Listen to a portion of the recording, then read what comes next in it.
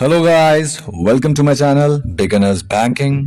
तो दोस्तों, आज हम इस वीडियो में बात करने वाले हैं अपने देश की महंगाई के बारे में। दोस्तों, आपने अक्सर ये सुना होगा कि हमारे देश में महंगाई बहुत ही ज्यादा हो गई है, लेकिन क्या आपने कभी भी ये जानने की कोशिश की है कि आखिर ये महंगाई किस कारण की वजह से हो जाती है? आखिर इस महंगाई के कॉजेस क्या हैं? तो दोस्तों, धैर्य रखिएगा, क्योंकि आज इस वीडियो में हम यही जानने वाले हैं कि आखिर ये महंगाई हमारे देश में इतनी ज्यादा कैसे हो जाती है। कैसे एक 30 रुपए या 20 रुपए किलो मिलने वाले टमाटर का दाम अचानक से 80 रुपए या 100 रुपए हो जाता है। तो दोस्तों, दिल थाम के बैठिएगा, क्योंकि आज हम सबसे पहले पढ़ने वाले हैं कॉजेज ऑफ इन्फ्लेशन। उसके बाद हम पढ़ेंगे quantitative tools of the monetary policy, क्योंकि इनका यूज करके ही आप उस महंगाई को कम करवा सकते हो। दोस्तों, तो चलिए बढ़ते हैं अपनी नेक्स्ट पीडीएफ के ऊपर, जिसमें हम आपको बताएंगे कि आखिर ये इन्फ्लेशन के कॉजेस क्या हैं, आखिर ये महंगाई कैसे बढ़ती है। तो दोस्तों, सबसे पहले आज हम पढ़ने वाले हैं डिमांड पुल इन्फ्लेशन। दोस्तों, डिमांड पुल इन्फ्लेशन एक ऐसा इन्फ्लेशन का टाइप है जिसमें आप सिंपल एक टर्म से समझ सकते हैं, यानी कि अगर आपके गुड्स यानी आपके जो प्रोडक्ट्स होते हैं, जैसे कि टमाटर, आलू, सब्जी, कोई भी चीज आपका गुड्स कहलाता है। कोई भी चीज हमारी मार्केट में, जो भी प्रोडक्ट आप बेचते हैं, खरीदते हैं, वो गुड्स की कैटेगरी में आता है। यानी कि किसी भी गुड्स के डिमांड की जब इंक्रीमेंट हो जाती है, यानी किसी भी गुड्स की डिमांड बढ़ जाती है मार्केट के अंदर, तो उसके प्राइजेस भी मार्केट में बढ़ जाते हैं। और जब उनके प्राइजेस बढ़ जाते हैं तो आप जानते हैं कि क्या आता है? महंगाई। जब किसी भी चीज की डिमांड मार्केट में बढ़ जाती है तो उसके प्राइसेस बढ़ जाते हैं, और उसके प्राइसेस के बढ़ जाने की वजह से मार्केट में इन्फ्लेशन आ जाता है। लेकिन मुझे पता है कि आप इसे ऐसे नहीं समझ पाएंगे। With the help of example हम आपको समझाएंगे कि आखिर ये डिमांड पुल इन्फ्लेशन क्या होता है। दोस्तों, ध्यान से सुनिएगा। आप कॉलेज जा रहे हैं और ठीक आपके कॉलेज के सामने एक रेस्टोरेंट है, और उस रेस्टोरेंट में सबसे बढ़िया चीज मिलती है बर्गर्स। क्या मिलती है दोस्तों? बर्गर्स।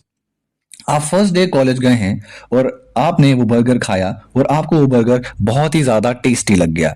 लेकिन सेकंड डे जब आप आए तो आप और आपका दोस्त दोनों एक साथ आए, और आप दोनों ने वो बर्गर खाया, और आपके दोस्त को भी वो बर्गर बहुत ही ज्यादा पसंद आया। इसी तरीके से पूरे कॉलेज को धीरे धीरे करके वो बर्गर बहुत ही ज्यादा टेस्टी लगने लग गया, जिसकी वजह से उस बर्गर की डिमांड बहुत ही ज्यादा बढ़ गई।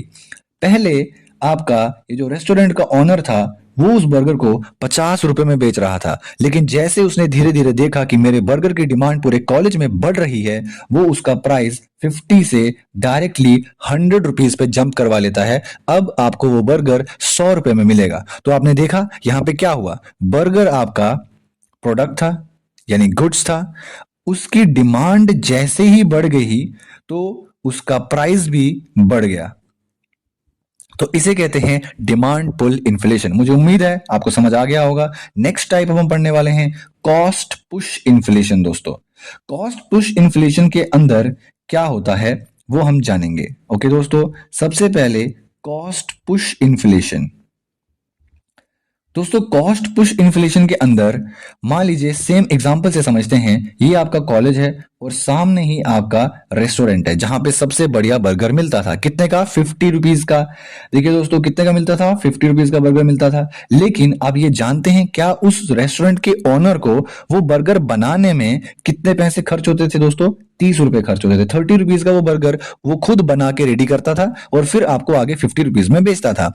लेकिन अब क्या हो रहा है? अब वो 30 रुपीज में नहीं बना पा रहा, अब वो उसे 50 रुपीज में बना पा रहा है। तो आप मुझे बताइए, जब उसकी कॉस्ट ऑफ प्रोडक्शन, यानी कि जब उसे वो बर्गर बनाने में ही 50 रुपीज का इस्तेमाल हो जाएगा, तो क्या वो आपको आगे फिर से 50 रुपीज में बेचेगा? नहीं दोस्तों, अब वो आपको 60 में बेचेगा, या तो 70 में बेचेगा, या तो 80 में बेचेगा, या उससे ज्यादा में बेचेगा। लेकिन जब भी आपकी जो कॉस्ट ऑफ प्रोडक्शन है, देखिए जो कॉस्ट ऑफ प्रोडक्शन था वो पहले कितना था? 30 रुपीज था, लेकिन अब कॉस्ट ऑफ प्रोडक्शन कितना हो गया दोस्तों? 50 रुपीज।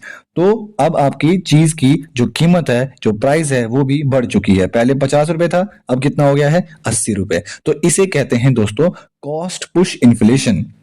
अगर इसे एक लाइन में समझाना हो मुझे, आप अपने नोट्स भी बना सकते हैं कि जब आपका कॉस्ट ऑफ प्रोडक्शन बढ़ जाता है तो उसी की वजह से आपके जो गुड्स होते हैं उनके प्राइसेस भी इंक्रीज हो जाते हैं। ठीक है दोस्तों, ये हमारा होता है सेकंड कॉज। अब आपने जान लिया है कि आखिर ये महंगाई हमारे देश में आती किस वजह से है।